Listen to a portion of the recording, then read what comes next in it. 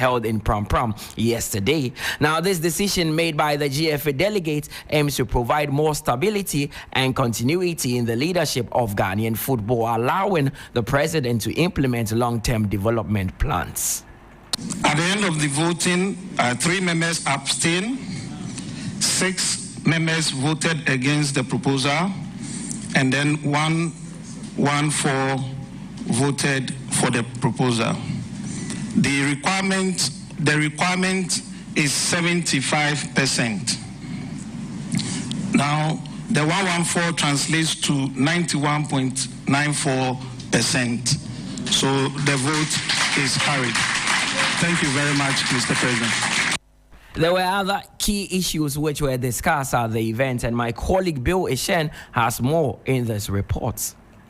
At the 31st GFA Congress held at the Ghana Soccer Center in Pram Pram, a number of key decisions were made. Top of the agenda was the presidential term limit for the GFA president. Now, it was agreed by voting that will be extended from 2 terms to 3 terms. 114 said yes, 6 said no, and 3 said they would not participate in the voting process at all. Now, when Keto Kraku was asked whether he would vie for the presidency again after his second term ends, this is what he said. I think that question is premature.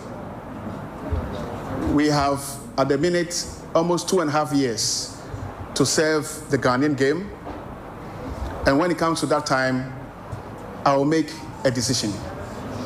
Just like many other people who are eligible to make a decision and to contest.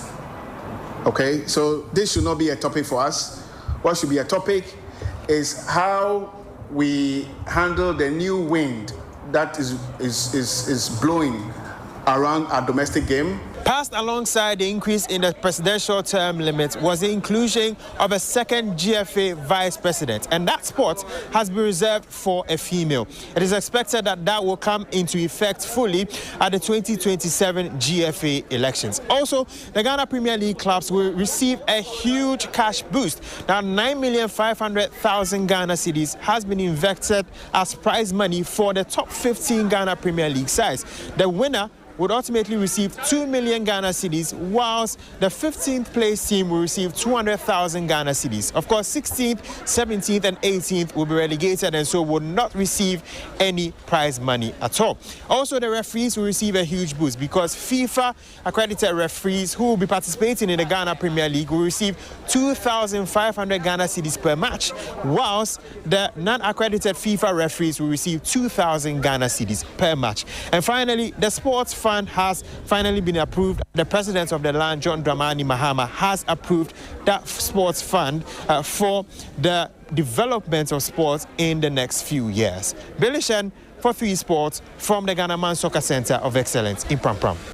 So on the GFA Congress, Kennedy Boachi Ansah, the CEO of Nations FC, believes extending the GFA presidential term to 3 is a step in the right direction. The football administrator believes 2 terms is not enough for any president or FA person to formulate policies that would put Ghana football on the right map. Well, I have always said that the 2 terms is not enough for any president of the FA to be able to formulate whatever policies they have. And I believe that getting a 3rd term, maximum 3rd term, it should be enough. I'm not talking about this because I feel Kate has done a good job, but I feel that 2 terms is not enough. So on the Congress, GFA President Keto Kraku revealed that there's no secrecy about the funding for GPL clubs in the upcoming season. There is no secrecy. There's no cloud of secrecy around our announced partnership. I think it's an unfair comment. So that is Keto. Because Ketty Esokweku there talking about the funding for Ghana Premier League. Let's now do something on the continental level. where former Black Stars coach Kwesi Appiah Sudan made a statement in the 2025 African Nations Championship, that is CHAN, by thrashing Nigeria 4-0, eliminating them from the tournament. This decisive victory not only showcased Sudan's strength, but also highlighted Nigeria's struggle in the competition. The results matched Nigeria's heaviest CHAN defeat after a 4-0 loss to Morocco in 2018, leaving them pointless after 2 games. The commanding win over Nigeria sends Sudan to the top of Group D. Back-to-back defeats now sees the Super Eagles rooted to the bottom and officially the first team eliminated from the tournament. Let's head to Europe, where Tottenham Hotspur's manager Thomas Frank says he is expecting his team to be incredibly competitive in his first game in charge against Paris Saint-Germain in the UEFA Super Cup. The former Brentford boss could not have been given a tougher opening match in the Spurs dugout facing the Paris Saint-Germain side, which robbed into the maiden Champions League title with a 5-0 thumping of Inter Milan. I think it's right time is now, so we need to be ready. I can't postpone it 6 weeks unless you have a plan for that. So for me, it's now. It's right time. We're ready. Of course, I think it's fair to say that they're probably a little bit further down the line in terms of their highest performance level. I am 100% sure and convinced it will be very super competitive tomorrow in the game.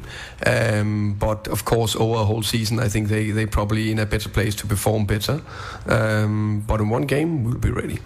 So Tottenham will be in action tonight against Paris Saint-Germain in the UEFA Super Cup, and Mohamed Kudus is expected to make his official debut. Now, let's move to women's football, where Black Queens forward Chantel Boy-Hockler has joined English Women's Super League side, that is Nottingham Forest. The 2025 Women's Africa Cup of Nations star signed a 2-year deal to join the Reds from London Lionesses in the summer transfer window. Here are the first words from the Ghanaian. I'm excited. It looks amazing, like the surface everywhere's red, so I'm excited to start playing in red. Yeah, and just seeing the faces in the crowd and putting smiles on faces as well. I'm excited for it. You, of course, won this division last season with London City. Do you think that experience is really going to help you here at Forest this season? Yeah, definitely, for sure. I think this league, it's a very tough league. It's a competitive league. So with the experience I've just had, with the positive outcome that we had, hopefully I can bring all that to this team and go do it again. Chantel Boy-Hockler. Before we go, let's do some tennis, where Carlos Alcaraz has secured a tour leading 50th victory of the 2025 the Cincinnati Open. The 22-year-old cruised past Serbian Hamad Majidovic in straight sets, that is 6-4, 6-4 in the third round, to also claim his 13th consecutive Masters 1000 win. Alcaraz is the first player since the 24-time major champion Novak Djokovic from 2013 to 2016 to reach 50 wins in 4 consecutive seasons. The world number 2 will face Italian Luca Nardi in the 4th round, that is today. And that brings us to the end of the sports update here on Sunrise. Remember, there's more sports on all our social media outlets at 3sportsgh and on www.3news.com/sports. My name is Mutala Yakubu. There's more after this.